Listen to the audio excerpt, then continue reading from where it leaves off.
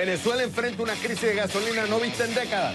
Desde hace varias semanas se han registrado en la mayoría de los estados kilométricas colas para llenar los tanques de los vehículos. Pregunto, ¿la escasez de gasolina, el comienzo del fin de Maduro and Company? Para eso me conecto con Antero Alvarado, gerente asociado de Gas Energy Latin America desde Caracas, Venezuela. Antero, es un gusto tenerte en el programa. ¿Por qué hago la referencia? Primero, aquí voy a citar a un artículo del Universal donde citan a Iván Freites, que es el secretario general de la Federación Unitaria de Trabajadores Petroleros. Y él dice que ante la caída, por ejemplo, cita el centro refinador Paraguaná, solo había producido 14,000 barriles de gasolina cuando tiene una capacidad de 940,000 barriles diarios. Esto significa, dice él, y lo citan, que Venezuela se quedará en cualquier momento sin gasolina. Aquí yo tuve un economista y dice, hay un déficit de 100,000 barriles por día de gasolina y no se están produciendo. Entonces, tienes por un lado la crisis de gasolina que se está viendo en las calles, es una realidad. Por otro lado, esto te lleva a 1989, al menos en el caso yo lo veo así. 1989, el famoso gasolinazo, claro, era que querían subir el precio de la gasolina, pero ya había una crisis económica. Eso algunos consideran que es el principio del fin de la administración de Carlos Andrés Pérez y es que trae a Hugo Chávez el comienzo de traerlo al poder. Yo te pregunto, utilizando este escenario actual y viéndolo así en la historia, ¿este es el principio de fin de Maduro si no se arregla el problema de la gasolina? Muchas gracias, Javier. Antes que nada, comentar de que el tema de la gasolina es un drama, ¿no?, para muchos venezolanos. Hay zonas del occidente del país, ciudades como Maracaibo, donde la gente pasa un promedio entre 15 y 20 horas en fila esperando pues, llenar su tanque de gasolina. En zonas de Mérida, estados andinos, la situación es muchísimo más complicada. Estamos hablando de 2 o 3 días para llenar el tanque de gasolina. La gente duerme en las filas esperando pues, llenar su gasolina. Entonces, claro, esto te implica que prácticamente la economía se detiene, la gente deja llevar a los niños al colegio, los alimentos no llegan a los centros de consumo y el país se va deteniendo poco a poco, ¿no? Y aunado al tema de la gasolina en zonas de Occidente y en región andina, pues tienes el tema de la electricidad. Entonces, claro, al final tienes una gente sufriendo por muchísimos lados, pagando precios pues altísimos de la comida, de los combustibles, de los energéticos. Ahora, con referente a la pregunta de 1989, pues yo diría que hoy en día tenemos una situación muchísimo más complicada que en 1989.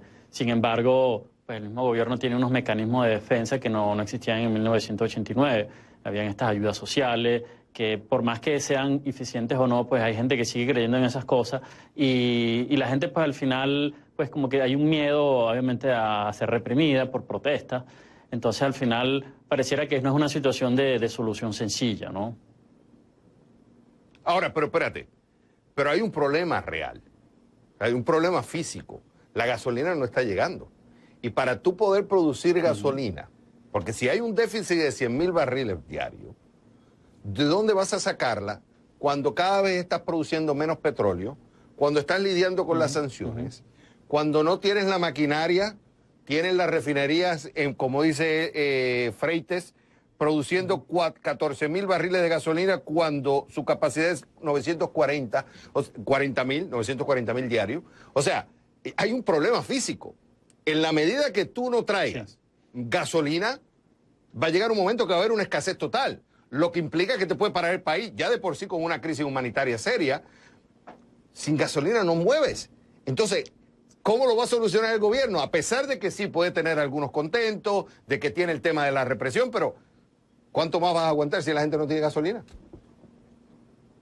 Sí, mira, para entender el tema a nuestra audiencia, las refinerías venezolanas están diseñadas para tratar crudo mediano y liviano. Básicamente un crudo que se producía en la zona de occidente del país. Esa cuenca obviamente ha perdido muchísima producción. Estamos hablando de que hoy en día puede estar por debajo de los 300,000 barriles, cuando en su época ahora estuvo en 1,5 millones solamente la cuenca de Maracaibo. Entonces esas refinerías ya no tienen materia prima, por decirlo de una manera, pues para producir las gasolinas. Obviamente después hubo una gran explosión en Amuay hace un par de años que dejó esa refinería pues muy golpeada y desde ese entonces pues se ha tenido que traer importada gasolina, parte de la gasolina que consumimos. Estamos hablando que en el 2012, según datos de Gas Energy, estábamos consumiendo 300.000 barriles de gasolina.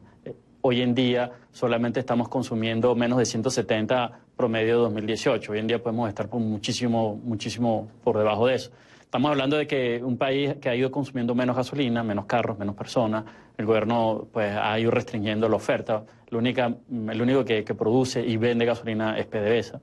Entonces, por ese lado, tenemos unas refinerías que nos sirven, que no están funcionando, que tenerlas o no tenerlas da igual. Y después tenemos, pues, el lado de la importación de la gasolina. Vemos que no se está trayendo la gasolina suficiente para atender los mercados. Y es básicamente porque lo que produce hoy en día la faja del Orinoco es un crudo mejorado, parte de un crudo mejorado. Después tenemos un crudo que es mezclado, el Merey 16. Ese crudo mejorado que está en las facilidades de José, esos mejoradores, pues no están consiguiendo mercado. No se está vendiendo ese crudo. Al no venderse ese crudo, pues los que nos envían gasolina, que son 4 empresas, muchas de ellas son empresas que no están del lado de Occidente, no están mandando gasolina pues porque Venezuela no está mandando el petróleo. Entonces tenemos una situación complejísima donde las sanciones sí han hecho un efecto. De hecho, se han cerrado mercados para el crudo mejorado de Venezuela, que prácticamente es la única manera de pago que tiene PDVSA pues, para importar gasolina, ¿no? Entonces, además hay unos componentes de gasolina que se necesitan, que son importados, que venían de Estados Unidos, que no se están trayendo y es lo que está complicando pues, lo que vemos hoy en día, ¿no? Antero, me quedan 20 segundos. Te hago esta pregunta. Si Iván Frey te dice que significa que Venezuela se quedará en cualquier momento sin gasolina, basado en los escenarios actuales que tenemos, ceteris paribus, no se cambia todo lo demás, se quedan las sanciones, no se vende petróleo, no se cambia nada. ¿Tú ves el escenario que Venezuela se quedará sin gasolina? Mira, ya se está notando. O sea, tú le preguntas a alguien en Maracaibo si se quedó sin gasolina y te dice, nos quedamos sin gasolina desde hace muchísimo tiempo. El tema es que en la ciudad de Caracas no se ha sentido tan fuerte, pero es una cuestión de tiempo. Pero así como hoy en día vemos que hay un déficit complejísimo, por lo menos ya se empieza a sentir un poco en Caracas, pues de repente logran traer un buque más, alguna empresa de estas no de la zona de Occidente, por decirte de una manera, y envía un buque de gasolina pues para aliviar un poco la crisis, pero nos va manteniendo en una crisis que cada vez se va deteriorando más, ¿no? El problema es que los venezolanos nos acostumbremos a esta situación, que yo creo que es el mayor problema. Cuando los caraqueños empiezan a sentir lo que está sintiendo el interior, ahí por eso hice la referencia de 1989. Es el gasolinazo, claro. Parte 2. Antero Alvarado, gerente asociado de Gas Energy Latin America. Un gusto haberte tenido en el programa. Cuando regresemos...